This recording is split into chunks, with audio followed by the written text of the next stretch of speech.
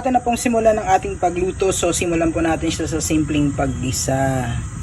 So just a little bit of oil o gang RT. Then add na po natin ang ating luya.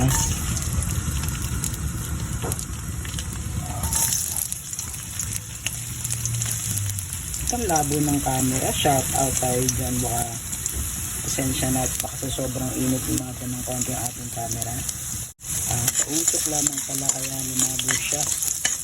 So unahin po natin ang ating luya.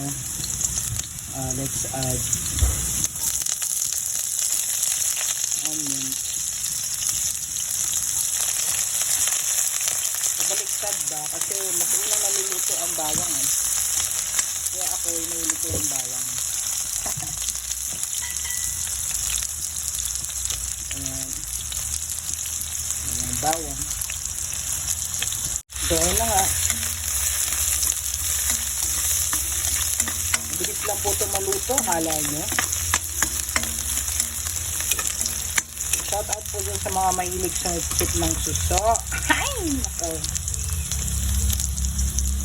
So tsaka na po natin i-add ang ating kamatis. Kung mas marami ko yung pambili ng kamatis, mas damihan nyo po para mas manuot po ang sarap.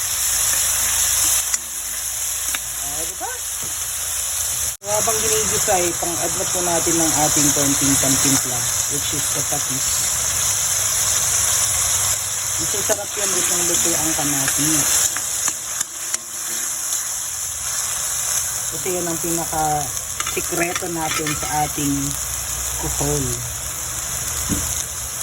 So habang niluto natin ng kamatis, lagyan na natin siya ng konting sabaw. Ayan, iwan po natin siya mga few minutes later, balikan po natin siya. Shout out po dyan sa mga mahilig sa mga exotic na pagkain. Yung iba kasi di kumakain ito, pero pag natikman nyo ito, naku, napakasarap pala. Lagyan lamang natin siyang konti pang sabaw. So we're gonna add konting masarap ang palasa.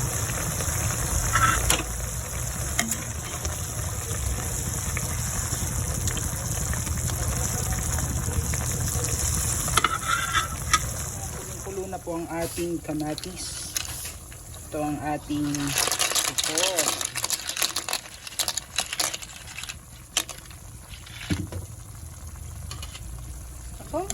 Ito lamang po na kung masasabi ko na ay wow, ang sarap pala yan.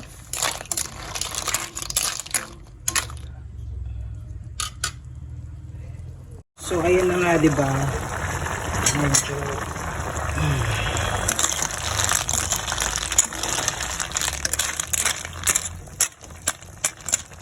pagpulo niyan, parang dito tayong petchay, then parang labi na dagdag sarap. Dito natin ang ating petchay. So konti lang sa ulo na ito natin. Diba?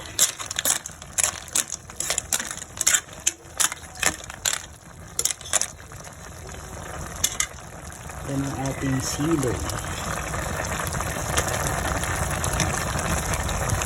Ay, kinaka pa.